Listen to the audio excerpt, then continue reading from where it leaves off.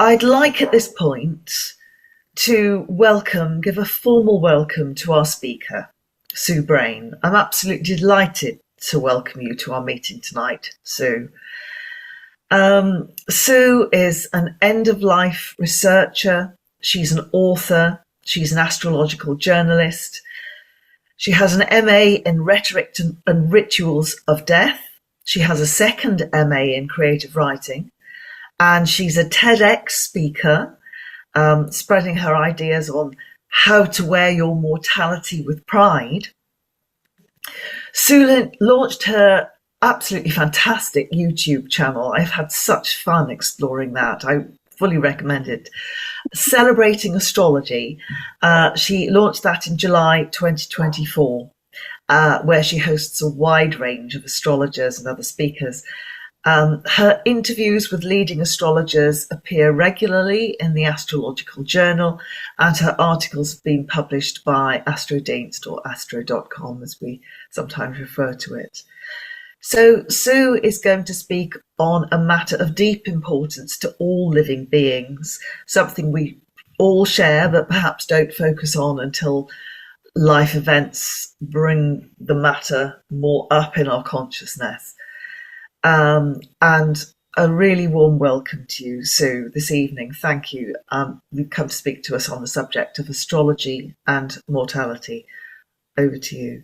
Hey, thank you. I'm just going to do a brief introduction, and then I'm going to share the screen. So just bear with me for I just introduce what's going on here for me. So first and foremost, the talk tonight is not about how to forecast someone's death, although I will be touching on that a little bit later on. Rather, it's about how astrology, I believe, how astrology can put us back in right relationship with our mortality, so we can make the very best of the life that we're here to experience. Now, I want to begin by giving you a little bit of background about why I want to give this talk on astrology and mortality. Before I became a full-time astrologer, I spent 30 years helping people to talk more honestly and openly about death and dying. And this is kind of prompted by surviving a light aircraft crash. And I was around about the age of 37, and it just sort of pushed my mortality right in my face. And as I was sitting beside the wreckage of the plane, I suddenly saw that the life I was living was utterly vacuous. That's the only word I can describe it as. And if I didn't do something about it, it would have been better that I'd died in the crash. So I did do something about it. Initially, I trained as a life, death and transition facilitator with the Elizabeth Kubler-Ross organization. Now, Elizabeth was one of the first doctors to really listen to the spiritual needs of the dying. And I was so struck by her saying, if you can't live, you can't die. And if you can't die, you can't live. And that's been my motto now for my own relationship with mortality. So after I completed my MA in the Rhetoric and Rituals of Death, which was one of the best years of my life, I became an honorary end-of-life researcher into one of the first studies into the transpersonal or spiritual experiences of the dying. And I came absolutely convinced that some form of consciousness continues after physical death, and that love, with capital L love, becomes present as the person's life draws to a close. Now, we need to leave this here because otherwise tonight's going to get hijacked talking about end-of-life experiences. So that's not what's going to happen tonight. So I went on to train as a psychotherapist, specializing in trauma, grief, and death and dying. And then I wrote the D word, talking about dying, and then another book called Living Fully, Dying Consciously. And then I joined the Death Cafe movement and facilitated well over 100 death cafes, which provide a space for people to talk about death and dying in any way they want to. And it really struck me that participants were always so grateful to have the opportunity to talk about what really mattered, without the fear of people saying they were morbid or sort of closing them down because they didn't like the subject, basically. And people who came felt the Death Cafe kind of put them in touch with this precious mystery of their own mortality, and also the mortality of those they loved. And this prompted the subject for my TEDx talk, which is called Wear Your Mortality with Pride. So, as you may glean, I've been immersed in exploring our relationship with mortality, which is why I'm so delighted to bring this together with the Institute for Astrology. And speaking as an old-fashioned Aquarian, I find it wonderfully synchronistic that I should be giving this talk as Pluto, the ruler of my 12th house, settles into Aquarius, which is in my 3rd house. And Saturn, the ruler of my sun sign, is traveling towards Neptune and the North Node in Pisces. And I see Saturn in Pisces as manifesting the spiritual in all kinds of mysterious ways. And perhaps it's using this mysterious way tonight. I also want to say that astrology and mortality are huge subjects in themselves. And bringing the two together means we're looking at a vast kind of mind-blowing field of study. So tonight we can only really scratch the very thinnest of surfaces, but I'm hoping that this will stimulate thought, and I hope we'll have enough time at the end for lots of Q&As. So I'm now going to share my screen, so just bear with me for a sec.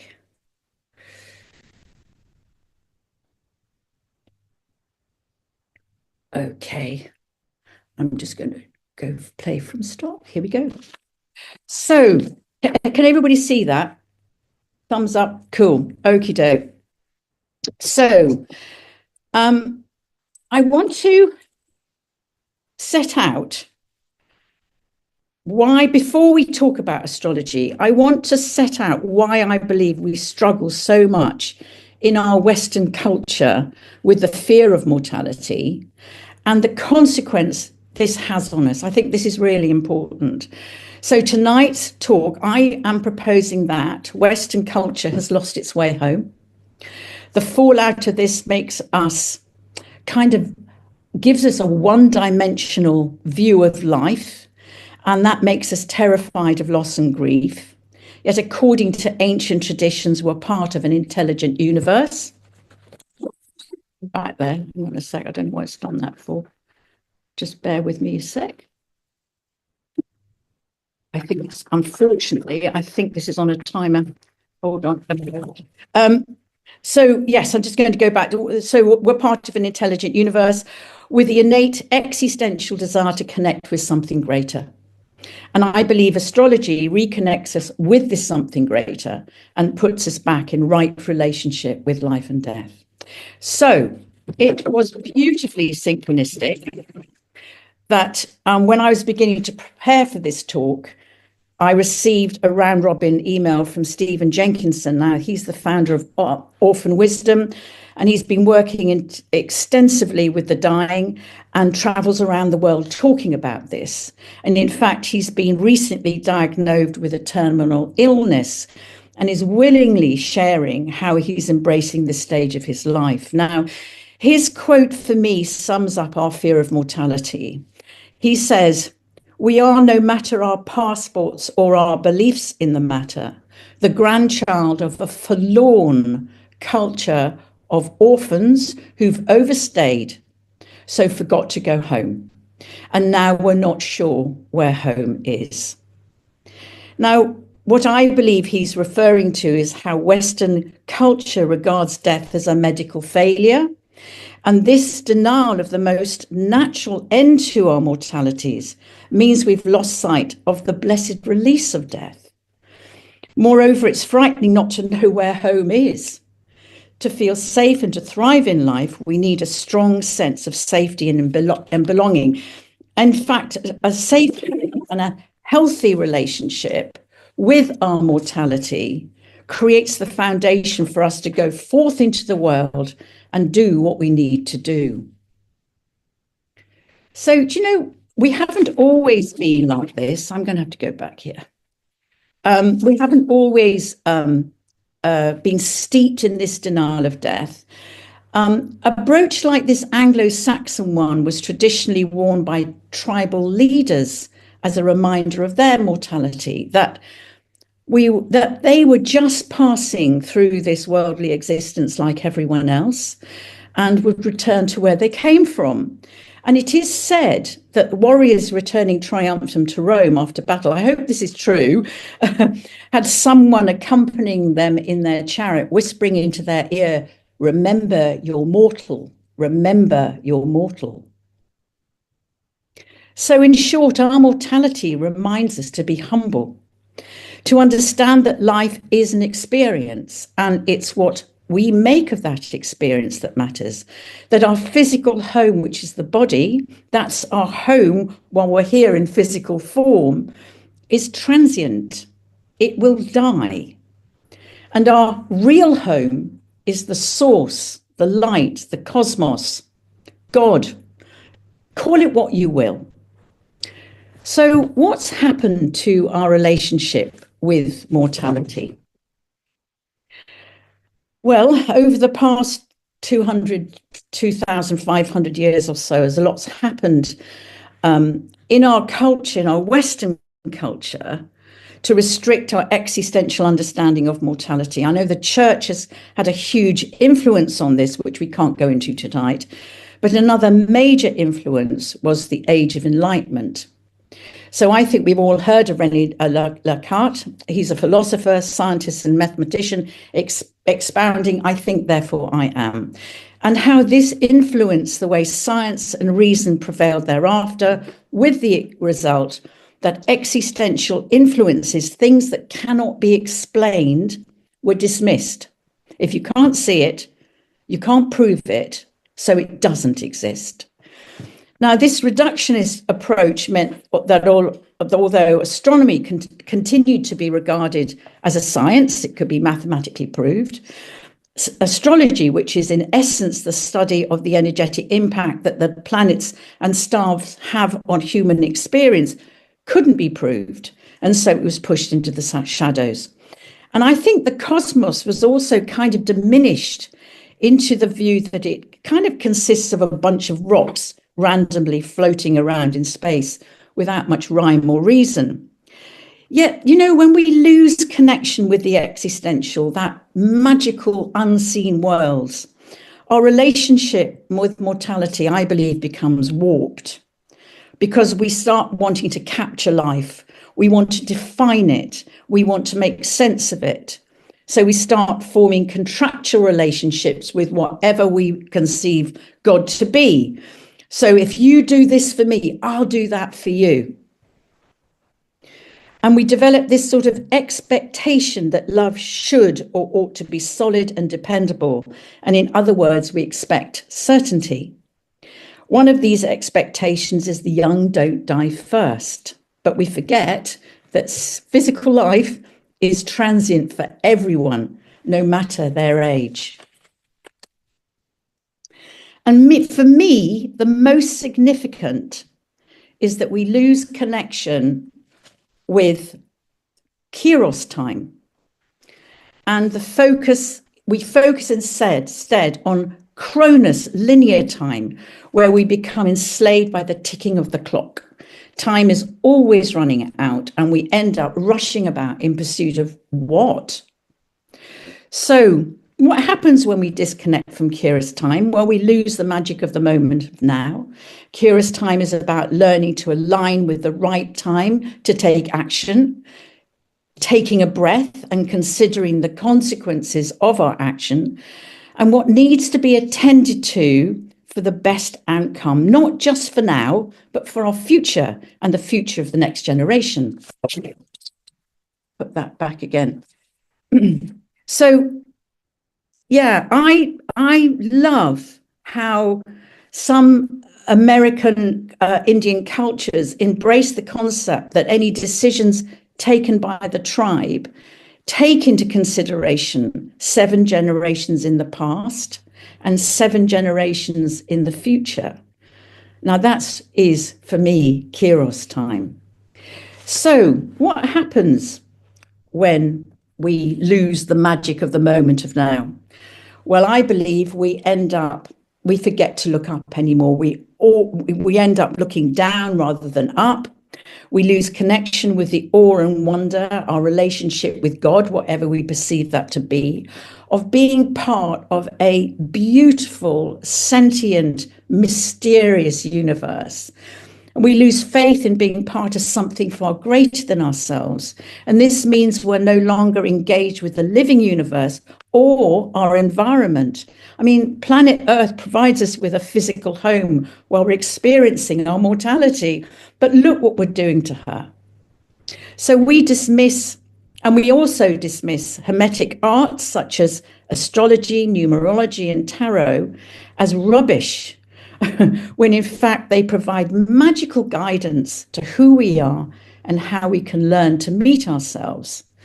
And I think this has serious consequences because it creates this sort of one-dimensional view of life, which is kind of filled with fear and doubt. And I think this makes us terrified of loss and grief. So, thing is that grief, suffering, depression, despair, whatever our suffering is, it's part of the human condition. And every person in the world will experience it in some form. But without faith and wonder, and sorry about this, keeping it on going to and fro, without wonder and awe, our suffering is a really heavy cloak to wear because it becomes us rather than it being an experience that we grow through. So I do think, thankfully, things are beginning to change a bit.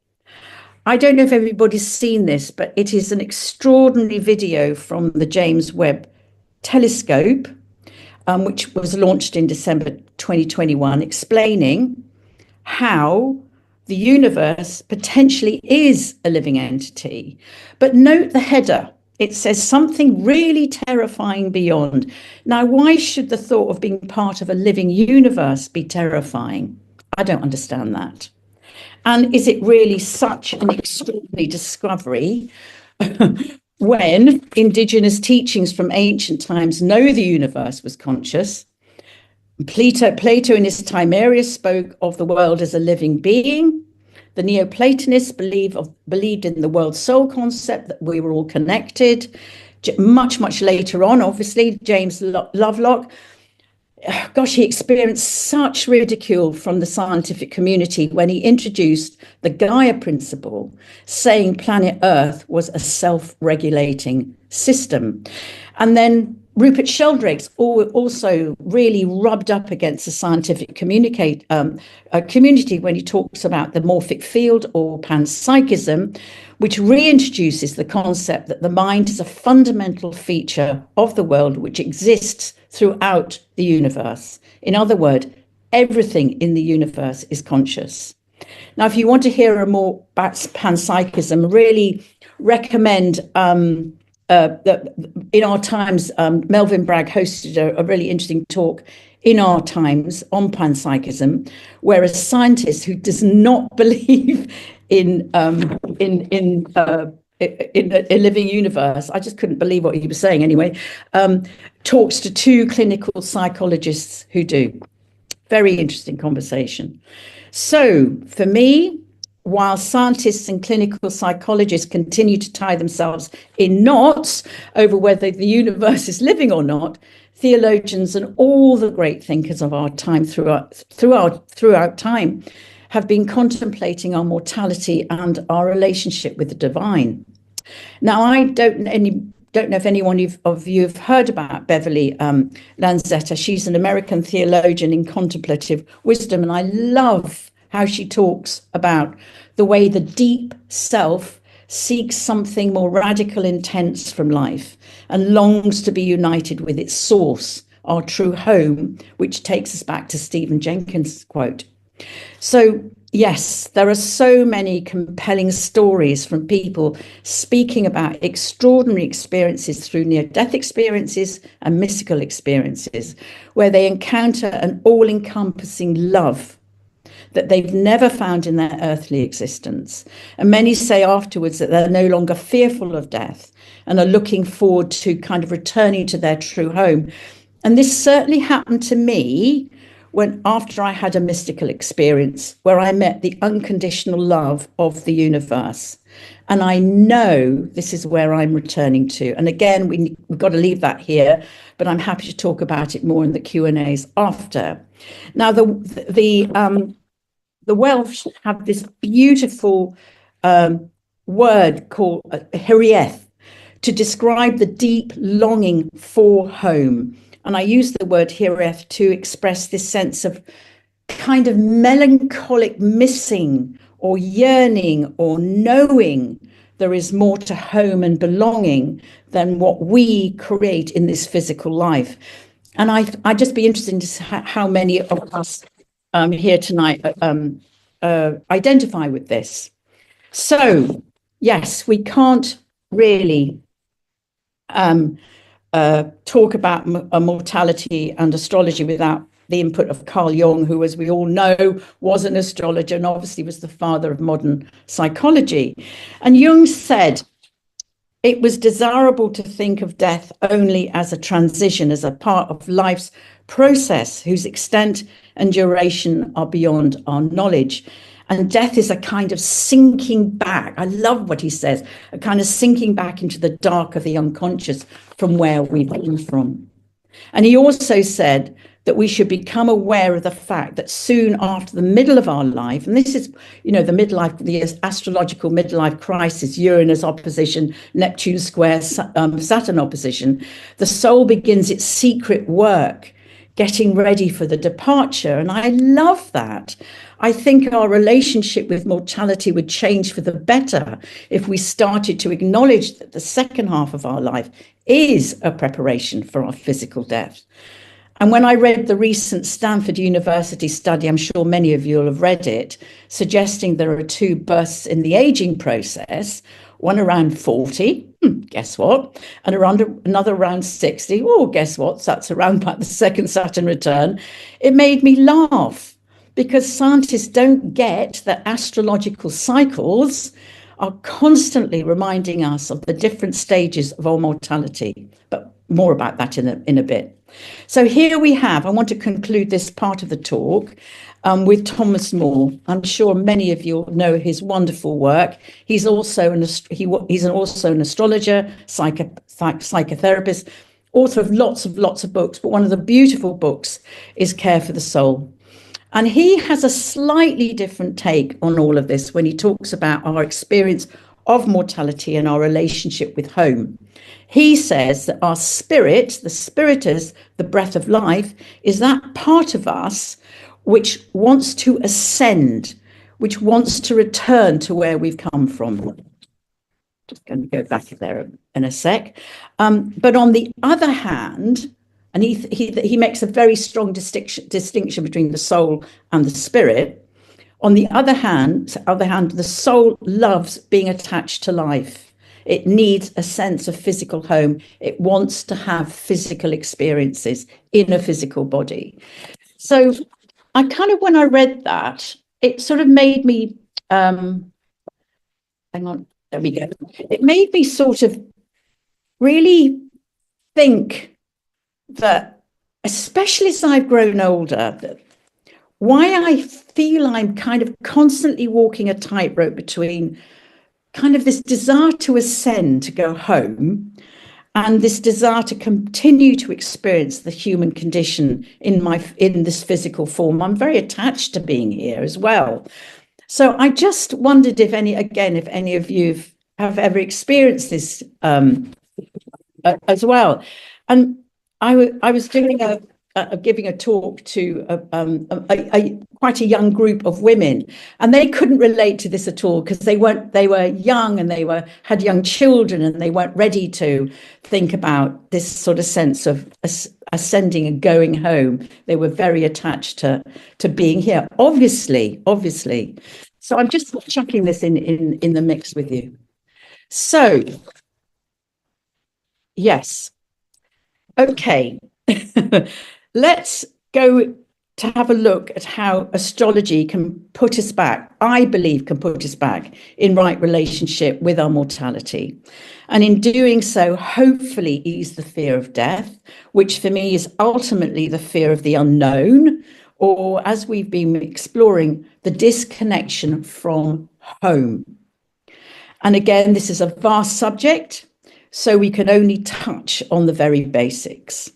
So tonight, I'm proposing to touch on the role of the psychopomp, some of the houses, the nodal axis, the transpersonal planets, and the planetary cycles.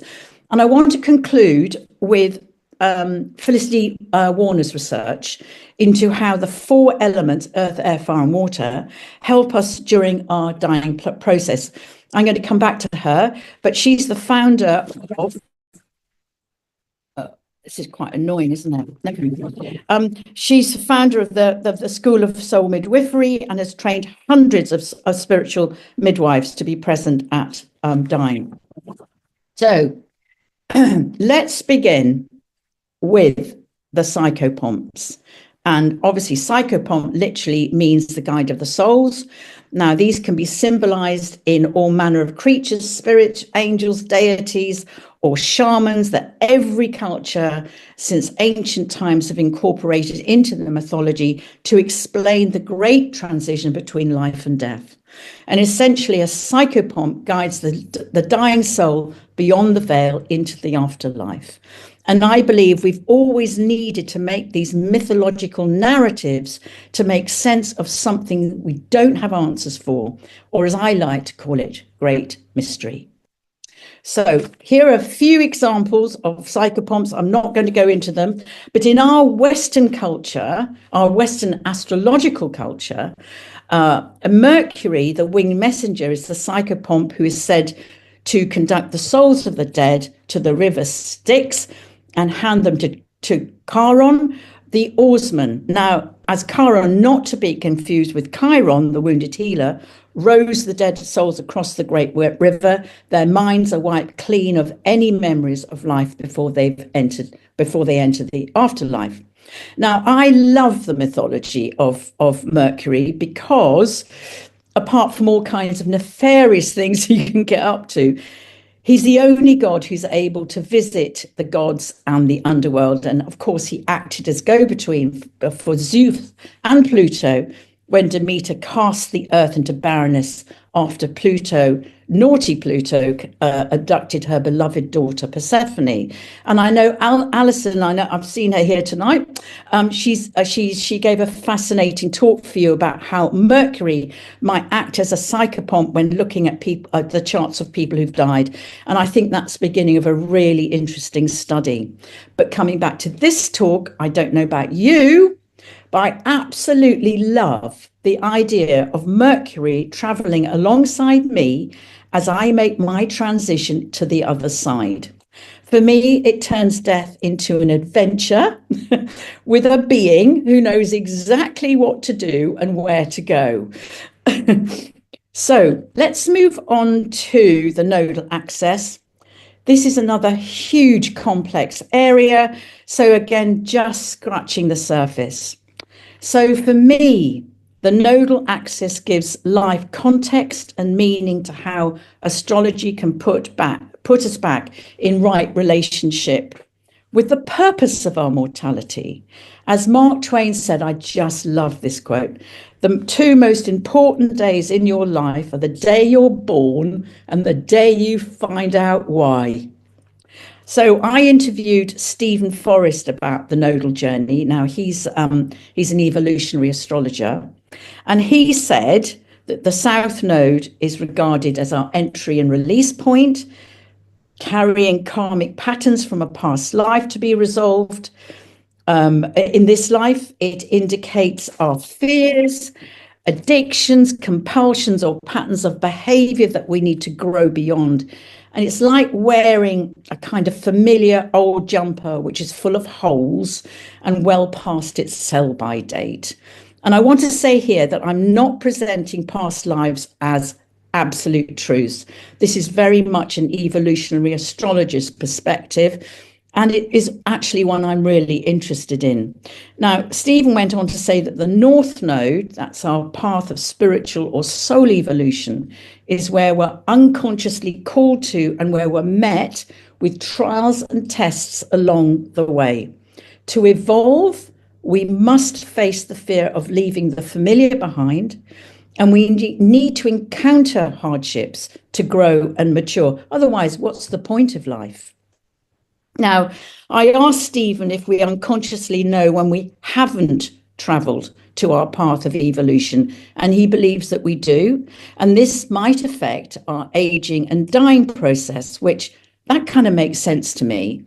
I suppose it's the difference between, you know, a life that's been really tried and tested and rubbed up against really difficult things and kind of well lived, opposed to a life full of regrets. I wish I had, if only.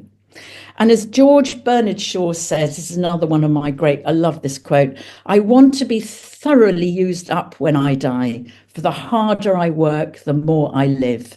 Life is no brief candle for me. Yes, I live and die by that one too. So the North Node, I think, is very interesting reading Judith Hill. She's the principal of the Academy of Astrological Medicine. She presents a very interesting case for predicting death through challenging aspects to the South Node. She says that the South Node is reliably prominent at the time of most deaths, and she cites the strongest indication being the transiting nodes conjuncting the natal sun or moon. Squares play their part, but are less strong than the conjunction. And if you want to learn more about this, I recommend her book, which is The Lunar Nodes, Your Key to Excellent Chart Interpretation. It's a very interesting take on all of this. And I've also kind of read a lot of things about when Saturn squares or opposes the natal sun, especially in an older person's chart. It might suggest the tipping point of our life, a kind of indicating, you know, get ready, your experience of mortality is beginning to run out. And Saturn might also indicate the dying process when squaring or opposite natal planets in the 4th, the 8th, and the 6th house of health. But we'll come back to those houses in a minute. I've also, so I just want to mention here, Bernadette Brady has also published an interesting paper on the relationship between two astrological bodies. I hope I'm pronouncing them right. Heileg and Alcasoden to predict death. But to be honest with you, I found it so complicated. I kind of gave up on it. So I've just mentioned a couple of houses. So let's take a look at which astrological house might hold the structure or themes for as our mortality plays out. And I'll come back to the 8th house at the end. So we'll start with the 4th house, beginnings and endings, ruled by the moon, the symbol of our instinct, the past, our soul. Our connection with home and belonging is triggered, particularly when transpersonal planets cross over the IC. I think it's an important seed moment that begins kind of like a new evolutionary cycle, and it makes us question our relationship with home, roots, family, belonging. And Liz Green has a really interesting work she does suggesting that the 4th house symbolizes the archetypal inheritance of our father, while the 10th symbolizes the archetypal inheritance of our mother. And of course, without Dad, we wouldn't be here. I think this is fascinating subject, but we can't go further into this, unfortunately, tonight because of time. So I always like to include the ninth house because it's about our belief, and it's originally known, obviously, as the house ruled by Jupiter, king of the gods, want to expand our understanding of the unknown. And faith and belief, for me, have a major part to play in our understanding or an experience of mortality. Now, I have Pluto in the ninth, so my entire life has been exploring and transforming what faith and belief mean to me. And the 12th house, okay, it's about the deep unconscious, the hidden, the collective, our ancestors, karma, the collective, and it's ruled again by good old Jupiter and Neptune more recently. And planets in the 12th house carry an archetypal energy of what we need to release in order to surrender and even dissolve into the unknown. For example, Pluto in the 12th house can provide a clue to the ancestral trauma or birth traumas we might be carrying and needs to be released for us to fully embrace our mortality. Venus in the 12th can, in my experience, suggest a deep love of God. Many of my clients believe that they've been nuns or monks in a previous life, or very strongly in this life are drawn to religious or spiritual life. Neptune in the 12th can indicate a loss of identity in the outside world, yet profoundly sensitive to the collective mind, or for some people, God or the universe, or the universal consciousness. I find it absolutely fascinating that Peter Sellers had Neptune in the 12th, and he only kind of found his identity through the characters he played. He apparently had no idea who he was. I also believe our 12th life house contains, and this is not the right word to use for a 12th house, Piscean 12th house, but it's our yearning for Hareth, our true home. So as I see it, the 12th house carries the kind of theme of the ending of our story that we've been living out during our earthly existence. But it's the 8th house, isn't it, that provides a deep focus on a relationship with mortality because it's ruled by Mars, the archetype of personal survival, and Pluto, Lord of the Underworld, the archetype of our collective survival. And you can't really reduce the experience of mortality further than that. Now, people with the planets in the 8th tend to have very intense experiences. Some are confronted with sexual issues around intimacy, commitment and betrayal. Some have issues with scandals. Some are drawn to work with death and dying and make excellent psychologists. And others are drawn to working with people's resources or money. Well, as they say, kind of death, sex and money make the world go round. And that's the 8th house for me. And it's possible, I don't know how you'll feel about this, it's possible that the sign on the cusp on the 8th house symbolizes your dying process. For example, if you have cancer on the 8th, you're more likely to die cared for at home, or perhaps in a care home. Aries, perhaps your death will be brought about by some kind of heroic deed. If you've got Pisces on the 8th, perhaps your life might dissolve away or you become more confused at the end of your life. Aquarius, perhaps an unusual death, such as wanting to blast your remains into heaven in a rocket. It's possible that planets in the 8th might also describe how you die. For example, I have Uranus in my 8th. So it could indicate that I'm going to have a sudden death.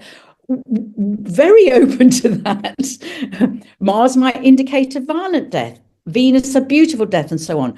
But all of this needs so much more research.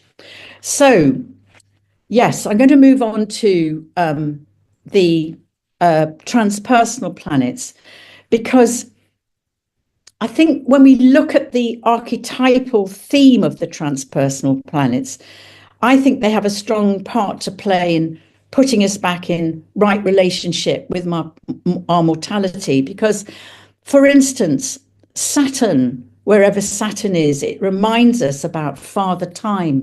It's known as the Grim Reaper. It's the teacher, it's our karma, it's our life lessons. And I look at Saturn as kind of the stern schoolmaster who has our best interests at heart. So we're always learning lessons through Saturn. Chiron, it reminds us of the vulnerability of the human condition, the bridge between the seen and the unseen world, which teaches about suffering and humility and healing and compassion. And Uranus, oh gosh, life is full of shocks and surprising beginnings and endings and sudden insights or meetings that can be utterly life-changing. And Neptune, life is full of releasing and dissolving and confusion and spiritual yearning and spiritual insights, but also this sort of sense of where is home. And Pluto, certainly not least, Pluto reminds us that life consists of cycles of death and rebirth. Our unconscious is constantly calling us to transform the lower self into the higher self, the dark into light.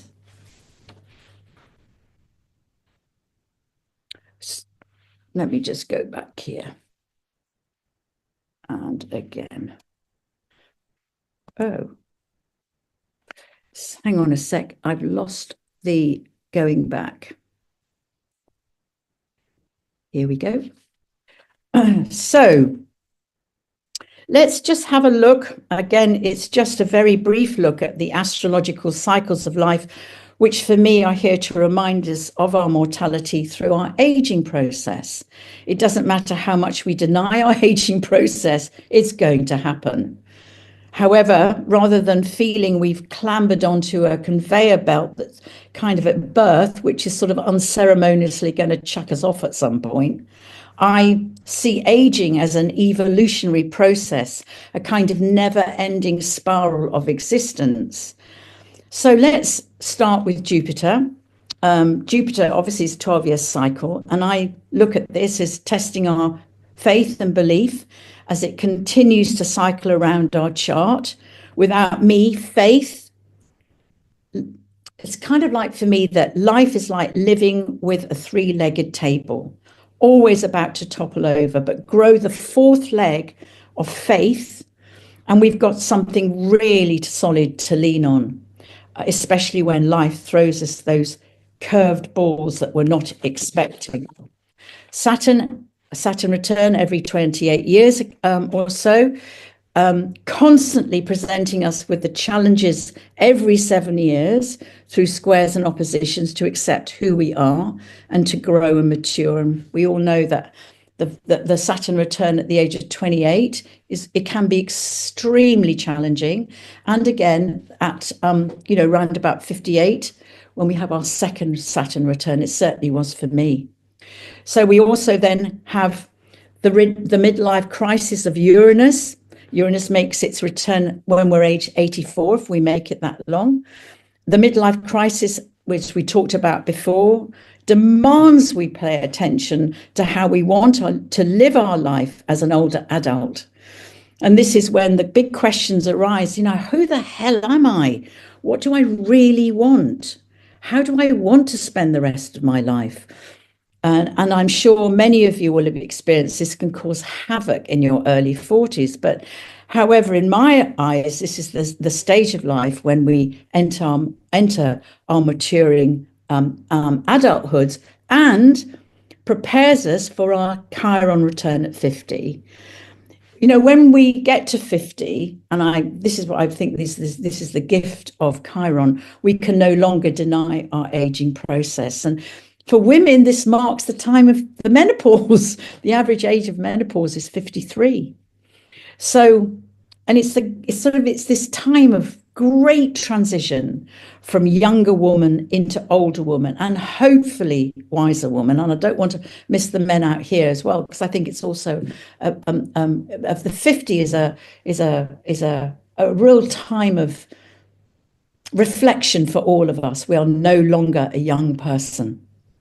So Neptune and Pluto cycles are different because we never experience a return. Rather, we experience their influences only in parts of our chart. For example, Neptune takes 165 years to complete its cycle. So for me, I was born with Neptune in the 11th. So I've only experienced Neptune's nebulous magic over my ascendant when I was 18. I had no idea who I was.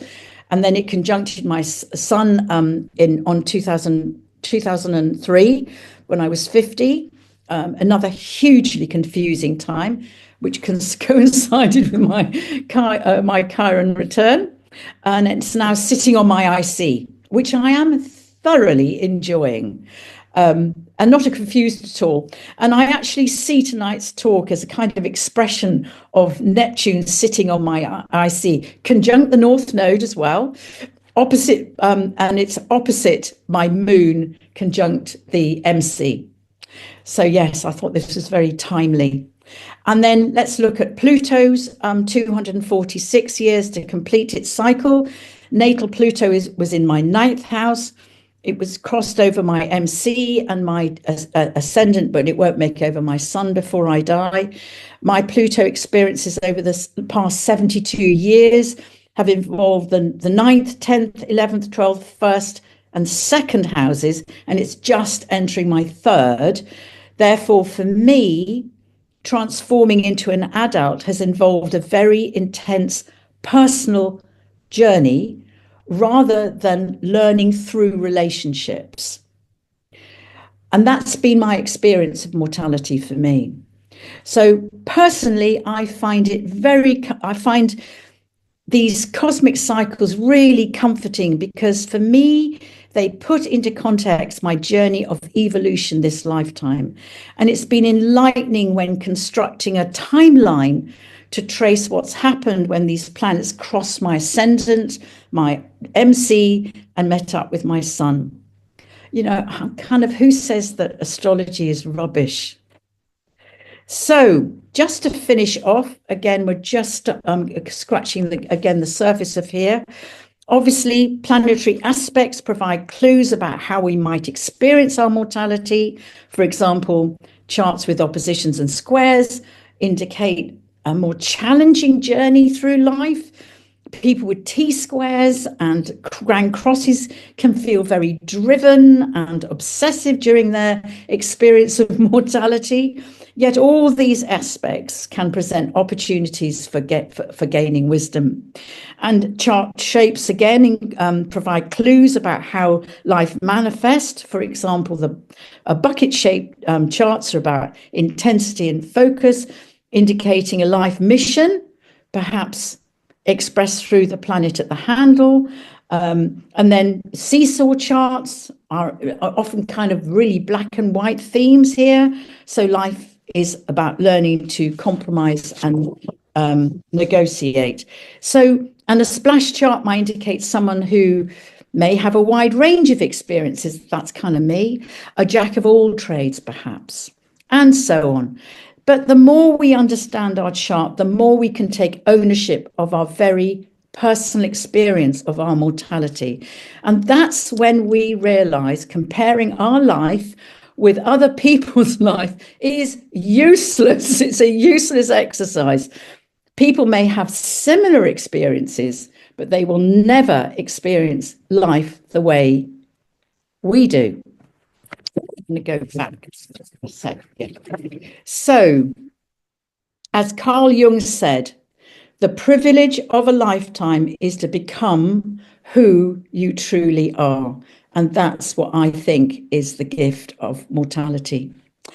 Okay, there's so much more. I know I've been chucking stuff at you, but there's so much more to explore. And we haven't touched on so many things, but I'm not going to go into that now. But I want to finish with Felicity Warner, who I mentioned earlier. Now, Felicity has a deep respect for astrology, and as I said, has sat with hundreds of dying people. So over the years, she's noticed something really fascinating. She thinks that the four elements, earth, air, fire, and water, play a significant role as the dying process unfolds. And during our conversation, which you can hear on Astrology and the Dying Process on my YouTube channel, she explained how the elements step forward, which prompted me to think about whether the planets also play their part as we dine. Just again, I'm just chucking this at you, see how you think. So Felicity said that the four elements show themselves in a set pattern. First, there's this sense of earth. She thinks the element of earth shows up first.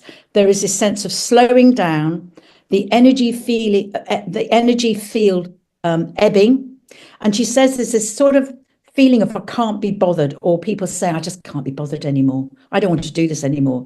And I think that's very Neptune, dissolving our physicality or our attachment to the physical. She then says that she thinks that the water element steps forward because there is a sense of the deep unconscious becoming more conscious.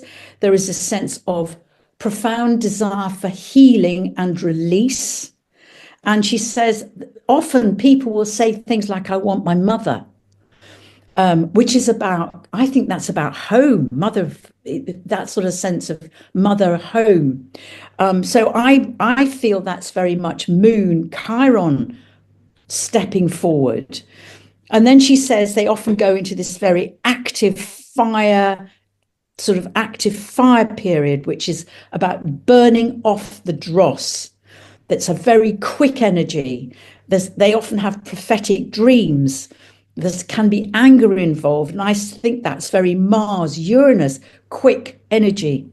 And then she says there is this sense of them shifting into the air element, shifting into becoming the breath. I don't know if any of you sat beside the dying, but that's right at the end, that it just goes down to the breath. And for me, it's like this coming back to the first breath, the last breath of life. And again, I think that's very Chiron. And Neptune, this sort of sense of absolutely letting go. And while we were talking about this, I had this really strange vision that perhaps Saturn waits beside the veil between the worlds. I don't, kind of like, he's been the stern, he's been this kind of stern headmaster, paying homage to our life journey as Mercury escorts us through. And perhaps Pluto acts as the consultant, making sure all goes well. I don't know. But I just love that. I just love that idea that I don't feel alone when I'm going to die. I just think they're all going to show up, and I think it's going to be a right old adventure. So I want to, what is happening here? I don't know why this is not happening. Hang on a second. No, it's going backwards. Why is that going backwards? Sorry, let me just see if I can find a way of going forwards. Here we go. So I want to finish with Felicity's chart. I think this is one of the most interesting charts I've seen about somebody really connecting with their mortality and sort of using their life so well. As you can see, she's worked with death and dying all her life. She's dedicated to helping people to understand their journey of mortality so that they can die as consciously as they can. And as you can see, her rising sign is Virgo, service, healing. And obviously the chart ruler is the psychopont Mercury. I'm just going to move you guys over here so I can get a better view of that. That's it. So Pluto is in Virgo in the 12th, and obviously that's a chart ruler. Mercury is involved, and it opposes her new moon in Pisces, which is trine Neptune in Scorpio in the 2nd, which I think is really locked into spiritual values, and Jupiter in Sagittarius in the 3rd. Well, it's her teaching. Mars and Mercury are in mutual reception. I just love this in her chart. Mars in Gemini in the 9th is conjunct to MC, which takes us back to the psychopomp chart ruler Mercury. There's always this dance going on.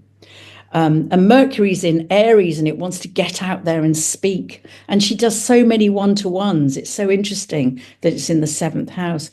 Chiron is in Aquarius in the 6th house. Well, that's the house of service and work. And she's really gone out on a limb to do this work. She's really ruffled feathers doing this work that she does. And she's got a very strong Saturn, karma, death in Capricorn, the old soul in the 4th house, the house of beginnings and endings, and that's trine her Pluto in the 12th, which takes us back to her to the psychopomp Mercury. And then we've got the North Node Libra, which is ruled by Venus, and the South Node Aries is in the 7th, which is the ruler of Mars, ruled by Mars, deposited again by the psychopomp chart ruler Mercury. So I have a funny feeling that she came through to do this work because she knew how to do it. She's done this before. So that's Felicity's chart. It'll be very interesting at the end to see if any of you've got other comments about that. But I just think it's such a beautiful example of somebody living the life that they're meant to live. So I want to really end with, and I'm calling this Out of the Mouths of Babes. And this is 7-year-old Julie. It's not her real name. Her mum is a great friend, and she's really concerned. She's very fascinated by astrology. This is her mum. And she wants to find ways to support her very Pisces-orientated daughters, penetrating insights into life and death, bearing that she is 7. So this is a few examples of what Julie's been saying. So, Mummy, she has a sister. My sister and I chose you. We were in the spirit world, and I said I would go down first. Mummy, death doesn't really exist, does it? We're just here to experience life. 6? She said that when she was 6. Okay. And then she says to her teacher, well, I believe there is a force, but I don't believe it's in human form. And then she says to her mum, she's talking about her great-grandparents who she's never met, so these are her mum's grandparents who she obviously knew. So Julie says, I can see great-grandparents. She knew they were she knew they were the great-grandparents outside the window at the moment. And they say there's only one thing that matters in life, and not to forget that, and it's love. So it makes you think, doesn't it? Yeah, and to conclude, I just love how 5 rainbows appeared over London at the moment of the Queen's death was announced. Another beautifully synchronistic example of great mystery at work, and very 12th house, because they appeared and then they disappeared. So I hope this talk has made you think about how astrology can put us back, or begin to put us back in right relationship with our mortality. And I hope it will inspire you to think about your own mortality, that's the object, and how your astrological chart holds the shape and structure for it as your life continues to unfold. And this is another great favorite saying of mine, which is just to leave you with, we're all visitors to this time, this place. We're just passing through. Our purpose here is to learn, to grow, to love, and then we return home.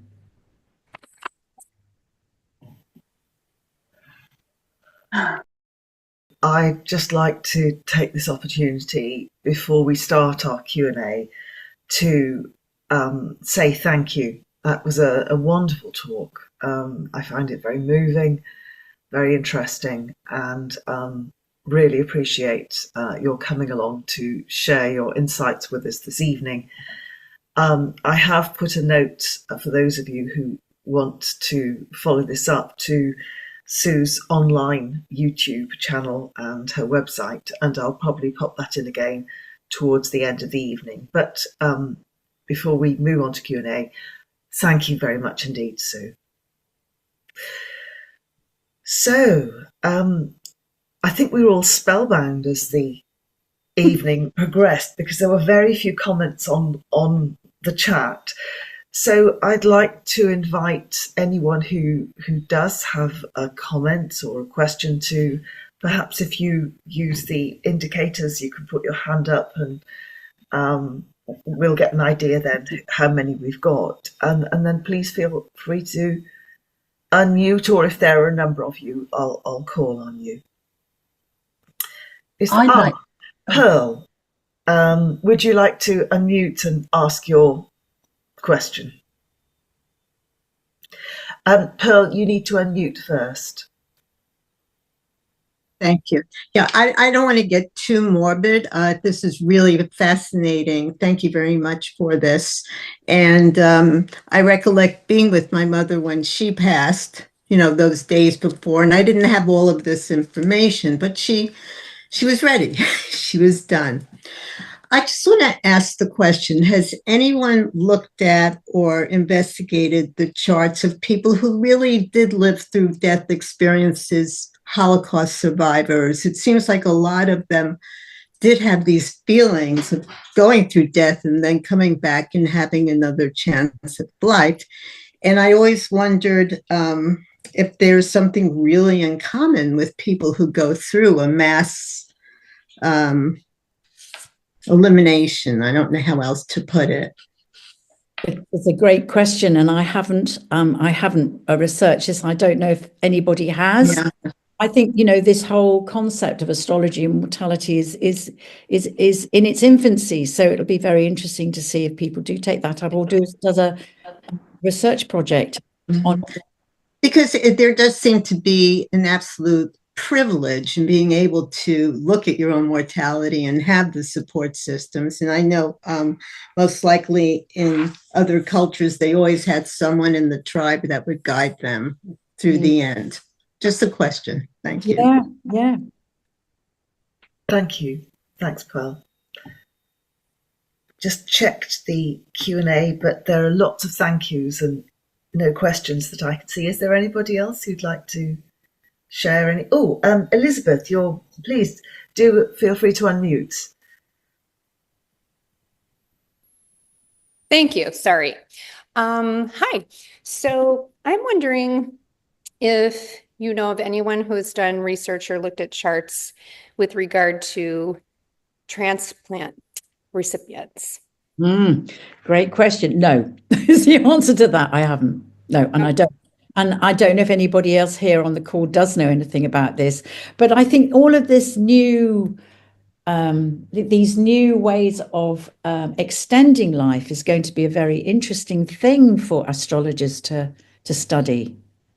It opens up so much to look at and discuss, and it's I don't want to go down a rabbit hole here about extending life, but I'm very interested in that as well, how that plays out in the chart. I'd be willing to contact you. I'm 20 years post-transplant, so. Oh, really? Yes. Interesting. Bilateral transplant. So. Okay, please do. Fascinating. Actually, that would be very. I'd like to talk to you about that. That would be interesting. Thank you. Thank you.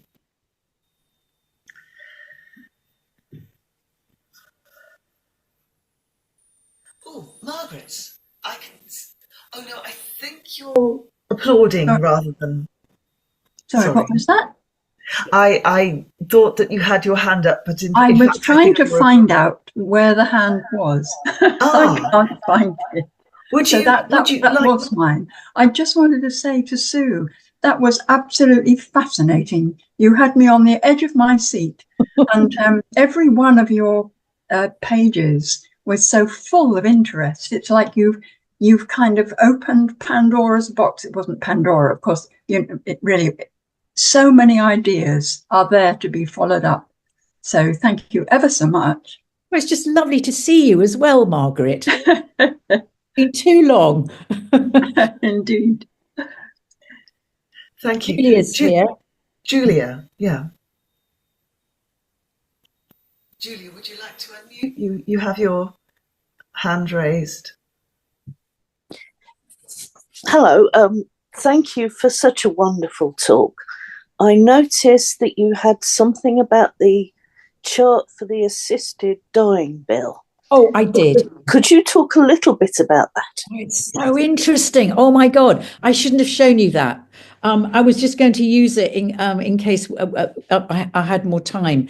How can I share that with you? We won't do that now because we won't have time to go into it, but I have run it up, and I'm absolutely sure that it's going to go through and it's going to turn everything on its head. It's a fascinating chart. And I did it with against the UK chart. Yeah. Could you give me the data? Would you be willing to do that? Yes, 100%. I'll pop it into the chat. Yeah. Thank you. Yeah. Wonderful talk. Thank you. Thank you. It's Lisa. Can you hear me? Lisa? Hi. Hello, Lisa. Please do go ahead. I do have a question. It's just occurred to me. I've heard a lot lately about people who have dementia and that they're already kind of in the process of leaving. And I'm wondering if there's been anything done or written about that, or you've seen any pattern for that. I just think this is, oh gosh, this is such an interesting area, isn't it? Oh gosh, I'm going to say something so utterly contentious. So I think that confusion at the end of the light. I mean, even when I was born, people were dying in their 60s and 70s. Very few, particularly men, were making it through to their 80s. And this has changed hugely, obviously, because of medical science. And I'm very curious about how confusion, especially in older people, step up at the end of life, but they're not physically dying. Right. So I don't know. Talking to Felicity was absolutely changed so much for me about the dying process, and Neptune appearing to play such an important role in the dying process. And again, this was just a conversation. And in fact, I'm having another conversation with her in a couple of weeks' time where we're going to go into this a little bit more, because she uses sacred oils also at the end of life. And I'm just so curious about how extending life, how this plays out in the chart. And again, there's so much research to be done, and it's a very delicate area to walk into as well. I think we have to be deeply respectful of what's okay for people and what isn't okay for people around this. Yeah, thank you.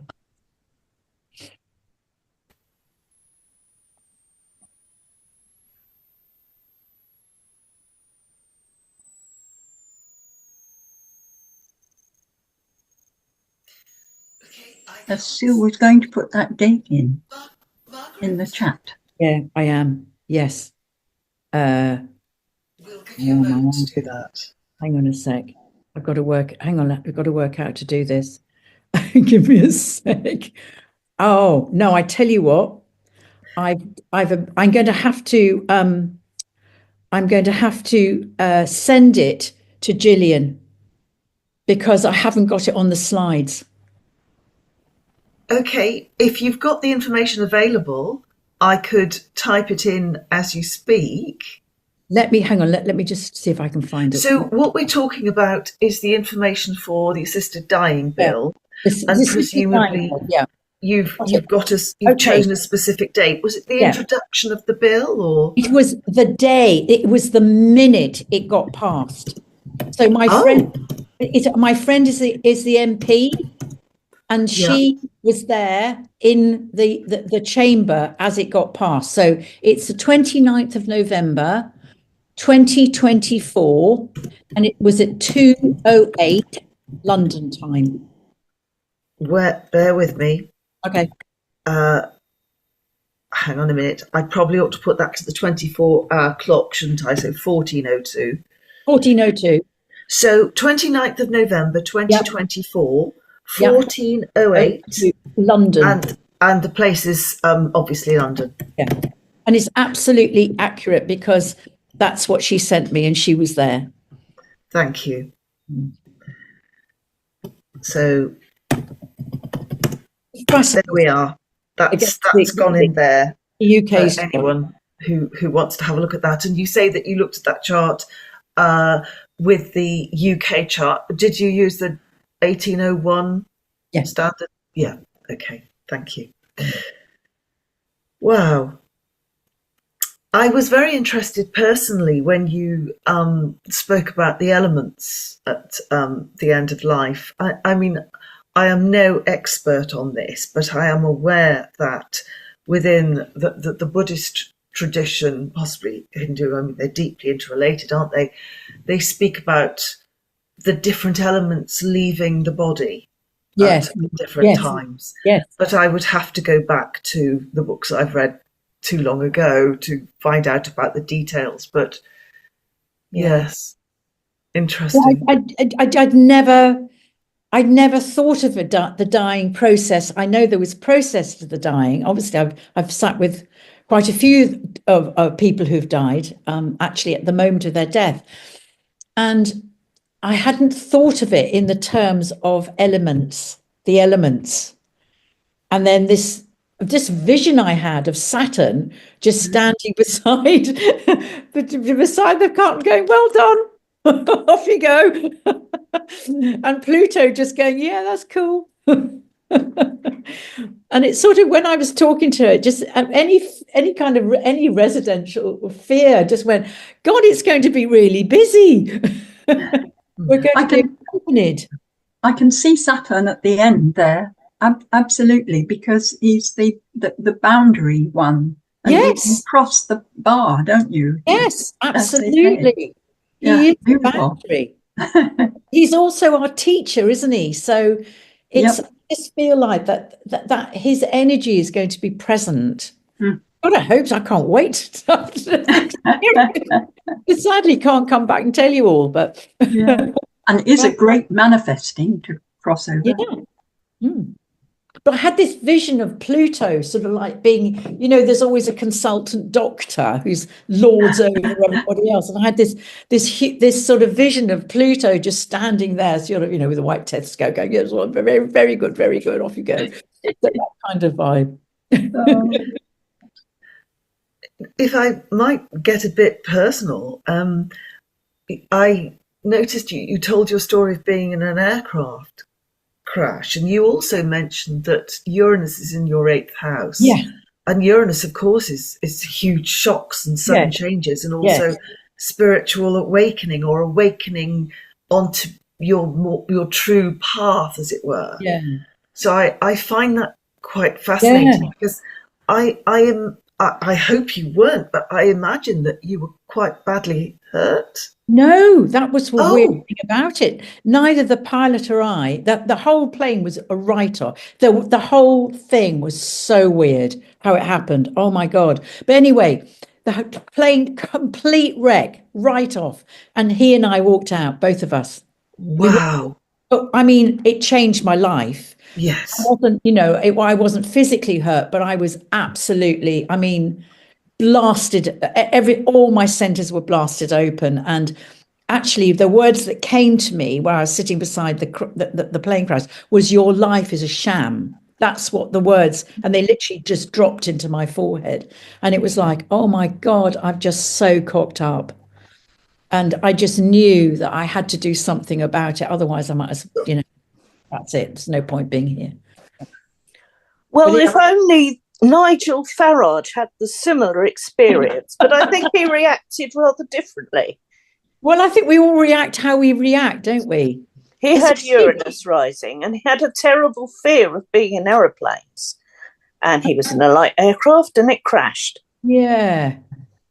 But But for him, it was business as usual. He's just different, he's a different soul with a different purpose. He's having his experience of mortality. We'll put it that way. Yes. I think the big thing is that when you really get that you're here to do your life, it is this, don't bother trying to compare yourself. The grass is never going to be greener because you've got to do your life, however difficult and challenging that is. But if you meet those challenges and then you meet yourself, then actually, I think you can actually live a very fulfilled life, even if it's just living a very low level life. You don't have to be on the, not everyone is destined for, I don't know, the stage at Glastonbury, the pyramid stage at Glastonbury. We're not. Most of us are worker bees. We're all destined for death. We're certainly destined for death, that is for sure. Yes, we are destined for that. Whatever death means to us, I think that's really, for me, it doesn't mean death. It means me, Sue, Brayne, physical body's going to die. But it doesn't, I believe there is, a consciousness will continue. That's a very Buddhist belief. A stream of consciousness continues and incarnates when the time is right, in another entity or another expression of me, maybe, I don't know. But me, this person, me sitting here, I will be done. And I'm really happy with that. It's really logical that the energy has to go somewhere. And maybe that's what Pluto's about, the kind of strength of the energy that has to go somewhere. Well, it's transformation, isn't it? It's transforming, and yes, it's a sort of sense. I mean, some people have very, very dramatic lives, and some people don't. Some people, their mortality is maybe if they've got a lot of, I don't know, yes, a lot of, I'm thinking about somebody I know really well. She's got a great big trine in fire, and she has no fire. She's got a trine in fire, but she never uses it. It's really interesting. And she lives a very unfiery life. I find her chart fascinating, or how she is interpreting that or living it out. Yeah, Jane Tarlow wants to ask something. Jane, do you want to unmute? Yes, I might sort of try and be present. Can you hear me? Yes. Can you see me? No. I'm not quite sure what I've done here. Sorry, let me just check. Anyway, that was really fascinating. I'm really pleased. It's the first one of Aquarius Severn I've even been to. Yes. Sorry, is my video on? I don't quite know what I'm doing here. Yes, we can see you and hear you. I can't see. I was just going to say, I was thinking I've looked a little bit at very particular situations, where somebody I know has, passed away or died. I've noticed transits of Neptune seem to be quite powerful. And particularly in a case where there's a Pisces 6th house this person had, and the transit of Neptune was opposing Jupiter in the 12th house, and that just seemed incredibly powerful. And at the same time, the transit of Neptune was conjuncting the North Node as well. And I'm prompted really to look for Neptune and Chiron in particular. She also had a transit of the North Node to Chiron in the 6th house. So I'm thinking, if there's a lot going on in the 6th house and the 12th house, this poor woman also had a Jupiter conjunct Uranus in the 12th as well. And it's all 6th and 12th house stuff going on. And as I say, the transit of Neptune opposing Jupiter, which looked like dissolving of life or something, thinking of Jupiter as being like life and Neptune as kind of dissolving. Anyway, I just thought I'd bring it in. It's interesting. Some people just, their lives just dissolve away. It's very Neptunian, isn't it? Or very 12th house. I'm interested in that. I'm interested. Yeah, I just thought, because it's so difficult, isn't it, to Yeah, and other people fight it. You know, they don't want to. They're very angry at the end of life. So, I'm really interested in Stephen Forrest talking about if we don't make the transition to the North Node, if we don't embrace our evolution. This is according to esoteric astrology, by the way. Then it does affect us our death, our aging process and our death. And I found it very interesting when we were doing the study into end of life that people who are having difficult deaths or in denial or was fighting it, they often had a kind of, they were sitting on trauma that hadn't been released, or they were carrying the guilt and shame of a major secret. And of course, nowadays, you know, the medicine has elbowed away the priests at the bedside. So people are not talking or releasing themselves like they automatically did in the old days. You'd always have a priest at the bedside saying, you know, what do you want to say? So you could release the burden of the soul. But we don't have that anymore. And I interviewed a lovely nurse. She was a palliative care nurse. And she said, it's ridiculous. We, the palliative care nurses, which are here clinical carers, we've become the priests at the bedside. We're the ones, no training to listen to this or catch it or see, you know, catch the language. Does this person want to say something that's really profound, which will help them to let go? And this is why I do love the idea of the death doulas and the spiritual midwives. Yes. Yes, thank you. Yes. Thank you. You've been incredibly generous with your time, Sue. You were here early to set up. So I think at this point, I'd like formally to bring the Q&A to a close, to say thank you to all of you who've asked questions. Thank you especially to Sue for being so generous with your time and giving us this wonderful, wonderful talk. I'll give you an opportunity to slip away and have a break.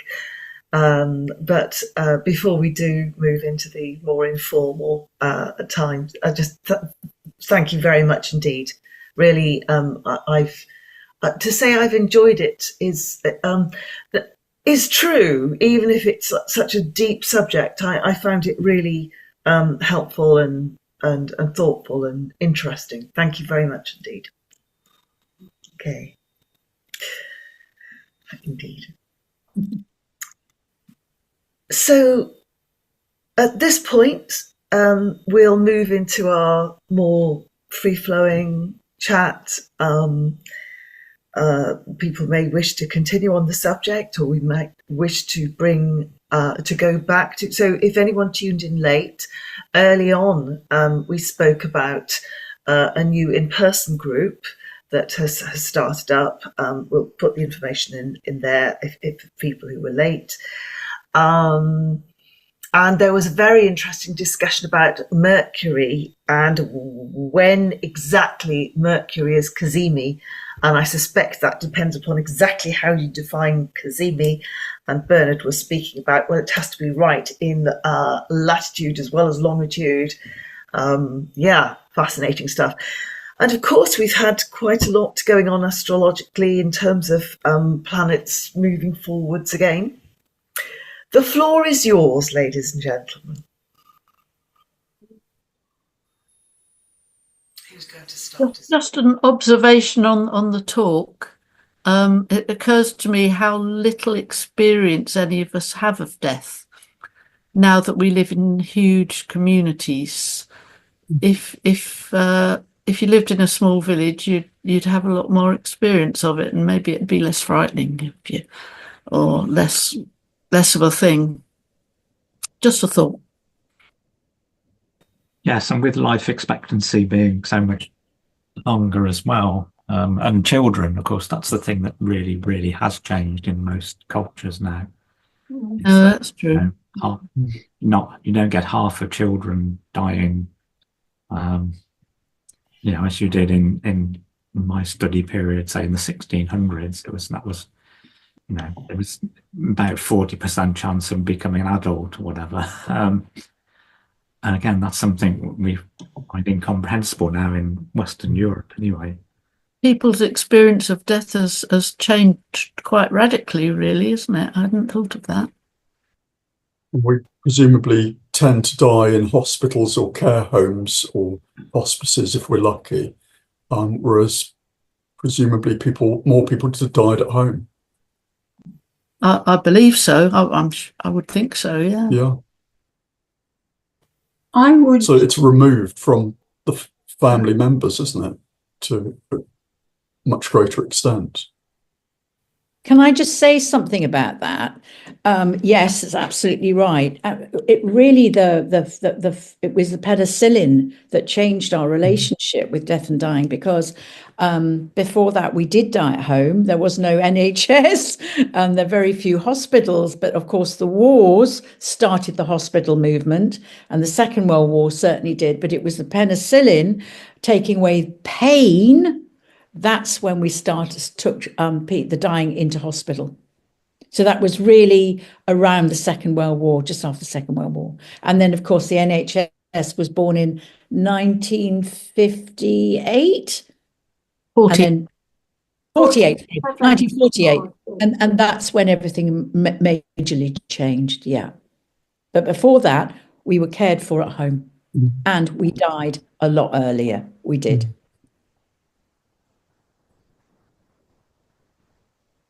Has anybody put together, it sounds awful saying it like this, but a list of people you know who've died with the dates and everything to actually look at the charts?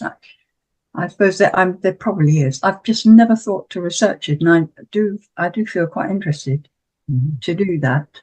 Is that something anybody would be interested to do? Do you have a lot of charts, Sue? I think the person to talk to is Alison, because Alison Bolton, I don't know if she's gone.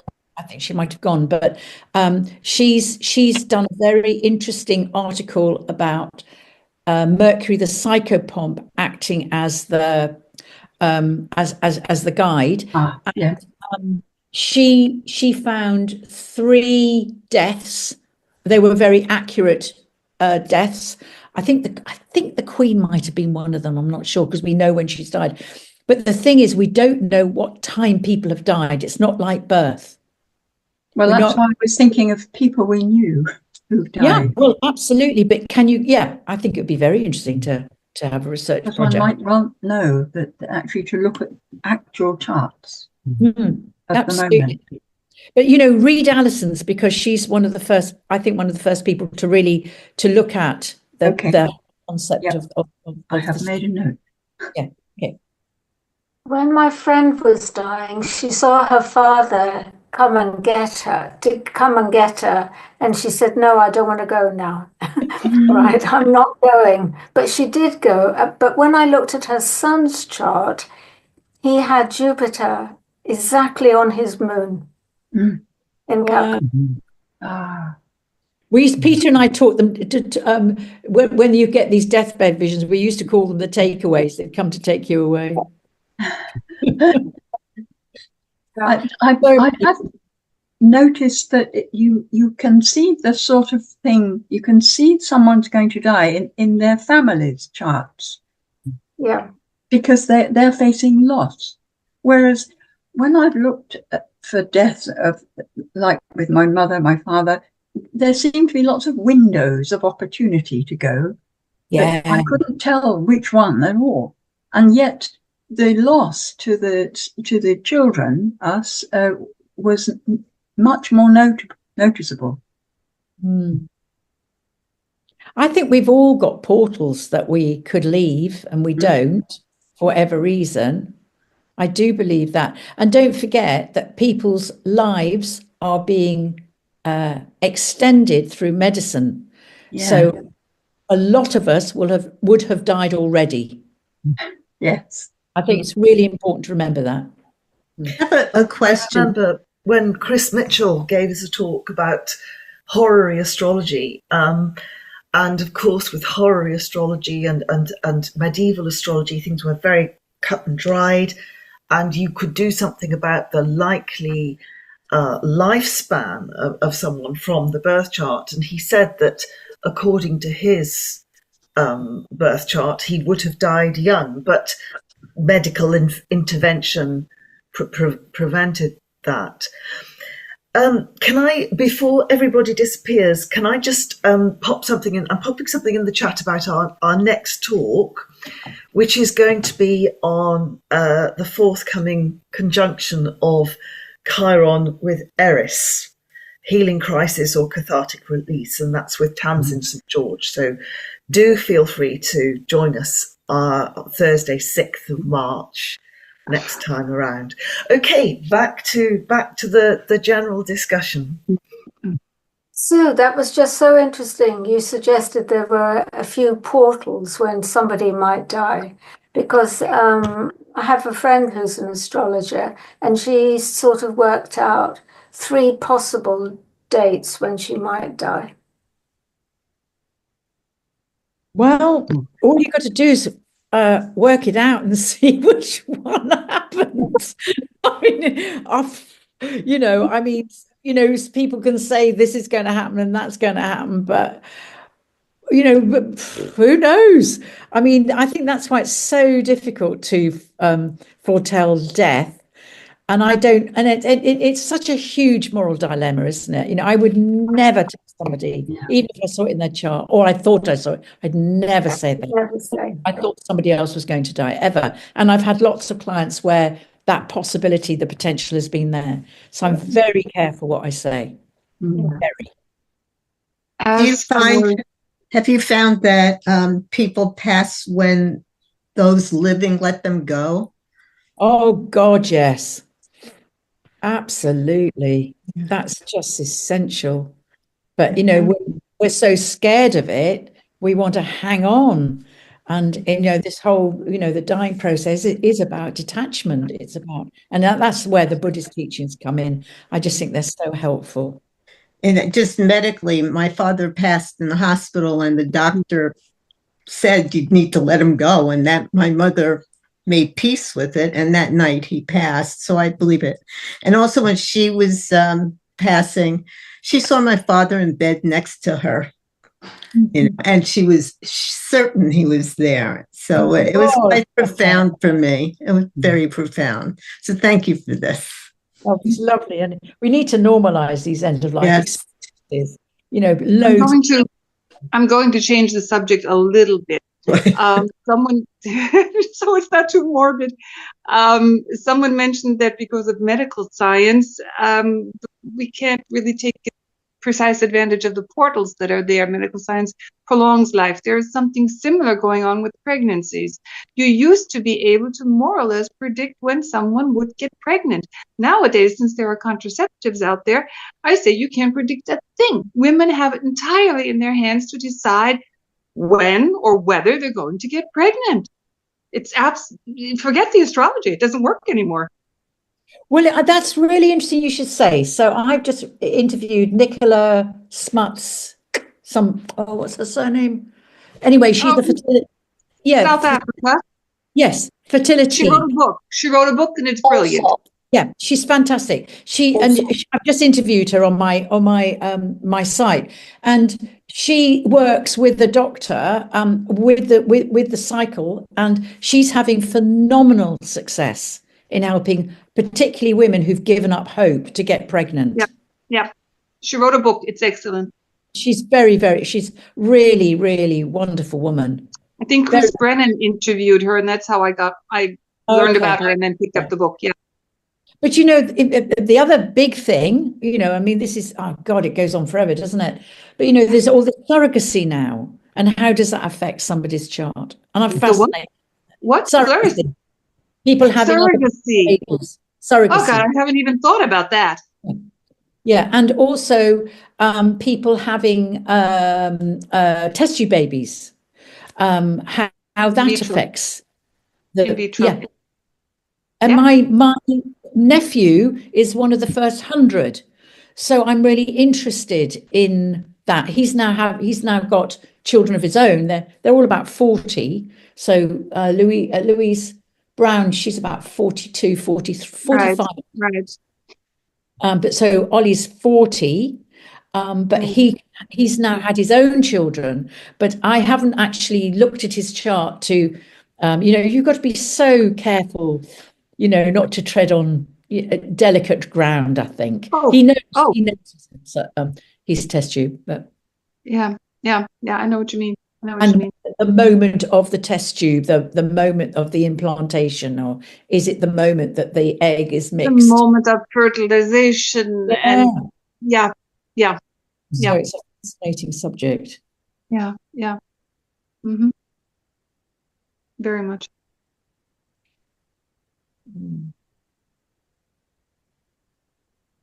Well, at least I got us off the morbid subject. I don't find death I find it joyous. I don't find it morbid, but that's me. Billy Connolly talks about it being the next great adventure. Yeah, I believe that. Yeah. The last. Not the next, but the last. The next great adventure. It's not the last, it's just the next. Yeah. So that's my take on it, by the way.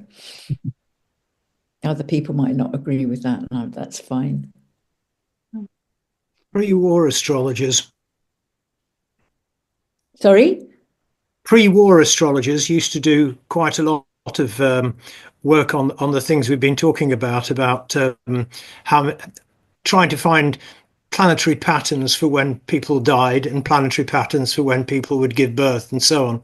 So if anybody still reads Carter's books, particularly Symbolic Directions in Modern Astrology, which he wrote in the 1930s, you'll find most of the stuff in there. As far as death is concerned, he thinks that very few deaths take place without Jupiter or Neptune being present. Definitely Neptune. I'm not sure about Jupiter, but I do believe in Neptune. Really interesting. In what way does Jupiter show up? In the same way. It might be the ruler of the eighth and then be on an angle at the moment of death. Yeah. That kind of thing. But you also have to take into account the fact that he's a theosophist. So, that's going to predispose him towards a certain worldview, towards a certain philosophy, and towards using certain planets. But, astrology changes over the years, and it's worth having a look at him. And the same thing about conception and birth. Of course, people used to spend a lot of time looking for what was called the prenatal epoch, which goes all the way back to Greek days, where the idea that the moon and the horizon at birth are the inverse of what they were at conception. But trying to prove it, that's a different game altogether. But, if you dig out these old books, people have been working on it before. But as you say, these days, they don't seem to play with horoscopes in quite the same way. Perhaps these aren't the burning questions that excite the current generation, Yeah. Stephen Forrest mentions Jupiter being implicated in death. Of course, he would have followed E.O. Carter, I imagine. I think it was one of his sources, but he was one of his sources. But he speaks about the process of liberation and Jupiter as a liberator, as a freer, and how we expand from our contracted nature. I don't think he put it quite like this, but our current nature is contracted and there is an expansion into something bigger, hence the Jupiterian link. Yeah. That's how I saw Jupiter on my friend's son's chart, exactly on his moon. I saw that my friend in dying was going on a long distance journey and was expanded. Wow. I wonder as well whether Jupiter being involved would be the meeting with God, or your Absolutely. Could be, couldn't it? Or that expansion into God. Yeah. Fascinating, Yeah. isn't it? I mean, I love the fact, are you saying that Jupiter was conjunct the moon? And of course, His moon, yes, his mother. moon. And he was so close to his mother. And he'd And- taken care of her. And when she died, Jupiter was exactly on his moon. on her. Oh, I see. Transiting Jupiter was on his moon. Yeah. Yeah. Yes. I was just reminded when we were talking about Simon Foreman, the Elizabethan Jacobean astrologer who supposedly predicted his own death. And I found the quote about it. It was a Sunday afternoon in September. He told his wife that he would die the following Thursday night. Monday came, all was well. Tuesday came, he not sick. Wednesday came, and still he was well. By which his impertinent wife did much twit him in his teeth. Thursday came, and dinner was ended. He was very well. He went down to the waterside and took a pair of oars to go to some buildings he was in hand with in Puddle Dock. Being in the middle of the Thames, he presently fell down, only saying, an impost, it's a tax, and so died, a most sad storm of wind immediately following. It's a great story, but it does come from William Lilly, who maybe has a benefit in repeating it. But it did strike me, if one was so that much in tune with your astrological chart, then you might see that sort of, we talked about the window of opportunity, and say, oh yeah, yes, I'm going to let me go with this. But it's a good anecdote anyway.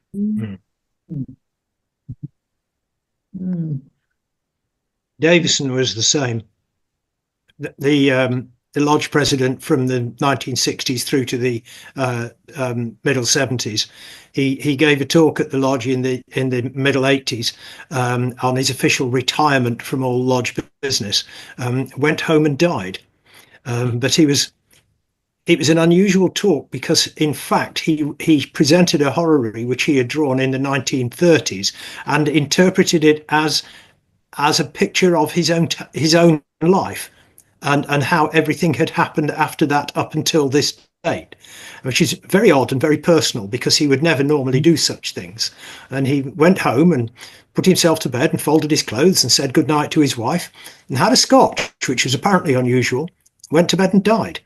And everybody thought that he'd definitely known that was coming. Well, I've heard loads of stories like that. I mean, obviously not the same as the one you're telling, but people just, suddenly out of the blue, out of character, wanting to go and sort of make up with people, or they've gone off and bought the family presents that they do, and then bingo, they've sorted out financial stuff with their wife, all of that kind of stuff, made the wills. They're fit and healthy. Boom, they're gone. My friend's husband, he did all of that, and she was thinking, this is a bit odd, but fair enough. Nothing wrong with him. And then the next week, he drowned.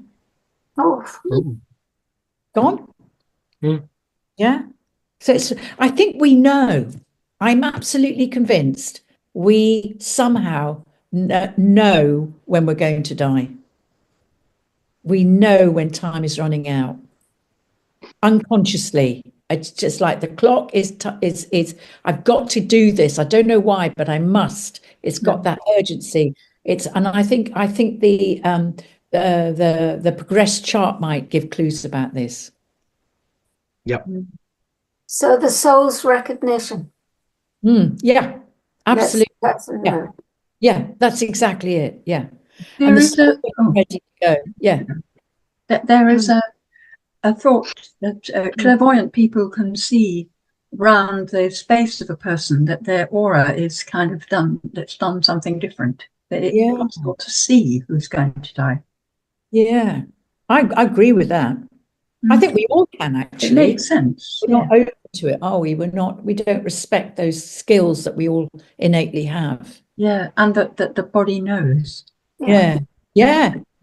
That there is an amount of life that we have. And maybe when people are actually kept alive longer, that maybe there is something happening for them on another level as well. Because you can't, what they say, you can't cheat death. Do you know something, Margaret? You said something just really sparked something there for me.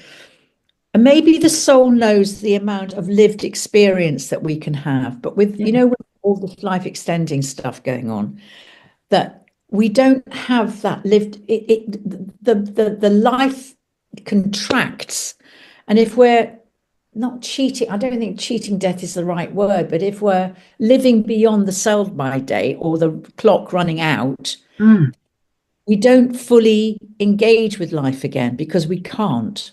Does that make sense? It makes sense, doesn't it? It's a lived experience that matters. Yeah. Thank you for that.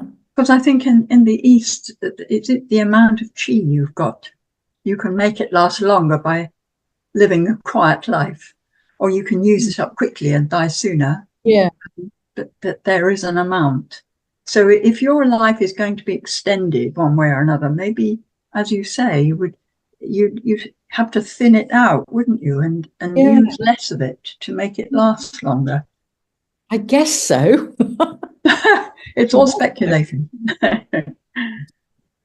By the way, symbolic directions in modern astrology is available as a free PDF. Oh, is it? Good. Can you just repeat that? Yes, symbolic directions in modern astrology. Yeah. If you just look it up, it's available as a free PDF. Okay. Thank you.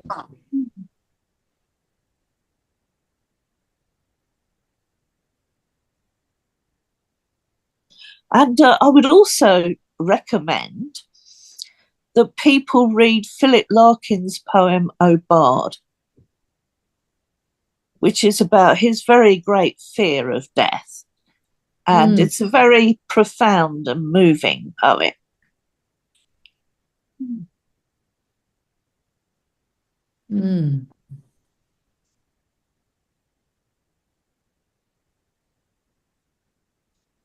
Yeah.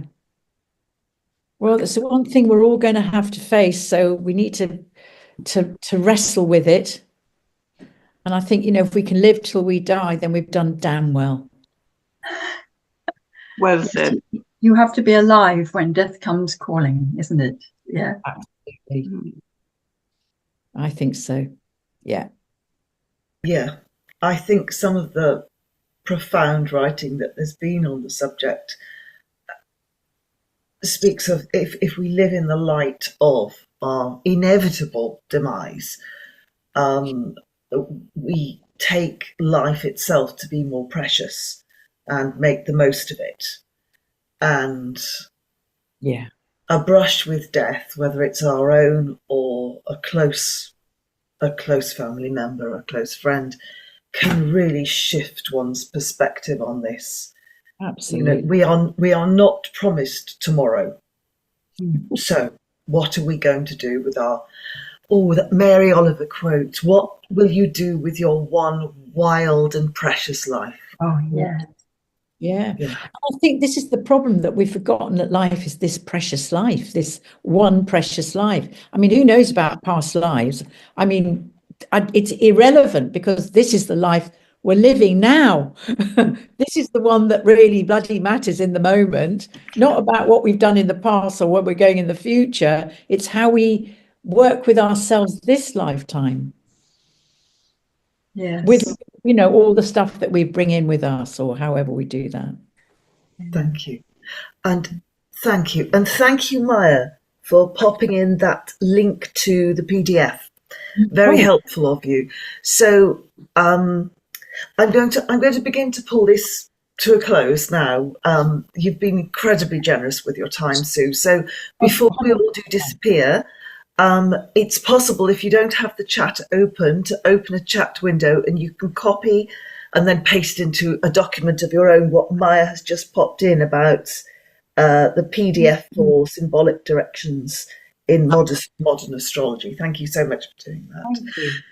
And Sue, thank you so much for staying on. It's interesting when a subject really grabs people, we're sometimes reluctant to let it go and to move on to other things. And I think that the quality of discussion afterwards just says how important this topic is. So thank you all. Thank you for coming tonight. We look forward to seeing as many of you as possible at our next meeting, which, as I said, will be on the forthcoming Chiron Eris conjunction. And we have a full programme up to and including August. Delightful to see you all. We could take the end of this meeting as a kind of practice death. Yeah. Okay. No, not really. Oh. And now I feel rather strange about ending the meeting. But we'll just call it a death cafe, an astrological death cafe. That'll do. Thank you. Okay. Good night, everybody, and thank you all for staying. And thank you so much, Sue. Thank you. Thank you. Take care, everyone. Bye-bye.